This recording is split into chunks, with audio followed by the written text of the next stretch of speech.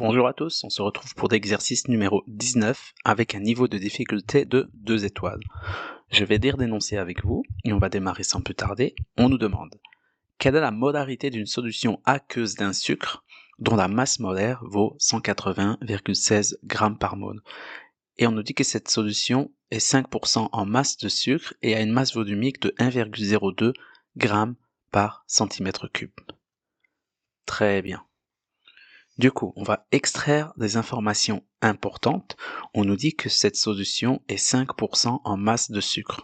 Du coup, si on part du postulat qu'on a 100 g de solution, étant donné qu'on a 5% en masse de sucre, ça veut dire que dans ces 100 g, en fait, on aura 5 g de sucre, tout simplement. Et dans ce type d'exercice, classiquement, lorsqu'on vous parle de 5% en masse par rapport au total, en fait, convertissez tout en grammes, ce sera plus simple. Du coup, cette première information-là nous a permis de savoir qu'on a 5 g de sucre dans la solution, et on nous dit que la solution a une masse volumique de 1,02 g par cm3. Et en fait, ça va nous aider à quoi? Ça va nous aider à convertir une masse, parce qu'on a 100 g de solution, en volume. Parce qu'en fait, on veut déterminer une concentration des moles par litre, et du coup, il nous faut un volume. Et pour ça, on va utiliser cette information qui est la masse volumique. On nous dit que la masse volumique est de 1,02 g par cm3.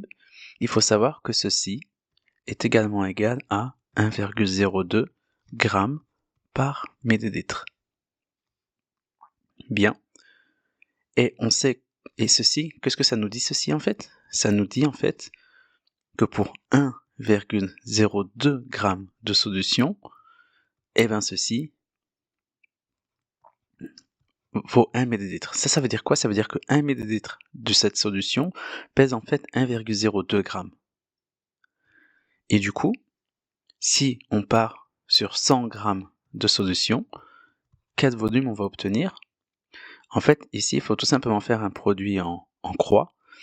Je vais vous le faire ici rapidement. En fait, il faut simplement faire 100 fois 1, très facile, qu'on va diviser par 1,02. Et ceci va nous donner en fait 98,04 millilitres. En fait, ce qu'on a fait, c'est une sorte de produit en croix. On va... un instant, je vais mettre de la couleur, ça sera beaucoup mieux. Ce qu'on a fait, c'est qu'ici, on a multiplié, et ensuite, on a divisé. Du coup, ici, on a multiplié, et on a divisé ici. Et du coup, ceci nous dit que pour 1,02 g, on a 1 ml de solution. Du coup, pour 100 g de composé, on aura donc 98,04 ml. Et étant donné qu'on travaille en litres pour déterminer une concentration molaire, on va convertir déjà ceci, et ceci va nous faire 0,09804 litres, tout simplement. Parfait. Maintenant qu'on a un peu, on va dire, tâté le terrain et extrait toutes ces informations qu'on a, maintenant on va pouvoir calculer que vaut la concentration. On se rappelle que pour déterminer la concentration, on utilise la formule C égale N sur V. On a déterminé le volume, mais il nous faut encore déterminer la quantité de matière. Du coup, N égale petit m sur masse molaire. On se rappelle que la solution fait 5 grammes,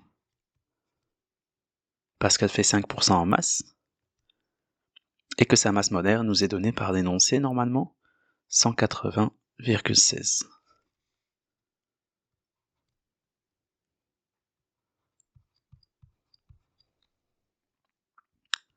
Grammes par mol.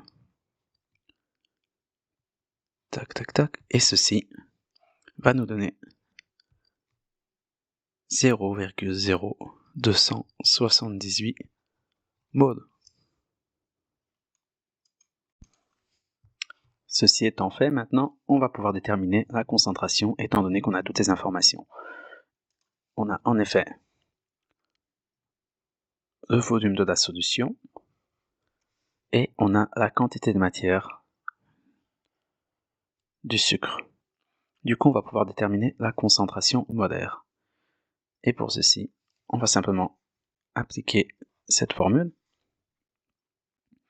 Du coup, C égale N sur V, c'est-à-dire 0,0278 moles, auquel on va diviser par le volume de 0,09804 litres. Et ceci va nous donner comme concentration molaire 0,283 moles par litre. Et ceci est donc la concentration finale de la solution. Du coup, un petit résumé rapidement. En fait, on nous disait qu'on avait une solution 5% en masse de sucre. La première chose à faire, c'est de considérer qu'on a une solution de 100 grammes, auquel on sait qu'on aura donc 5 grammes de sucre, vu qu'on a 5% en masse. Ensuite, grâce à la masse volumique de la solution, on va pouvoir déterminer combien vaut 100 grammes de solution en volume. Et on avait déterminé que ceci valait 98,04 millilitres. Et ensuite, une fois qu'on a extrait ceci, on peut théoriquement utiliser cette formule, vu qu'on a de volume. La quantité de matière se calcule facilement via ceci. On a toutes les informations et ensuite on extrait la concentration molaire. Et voilà, on se retrouve pour le prochain exercice. À bientôt.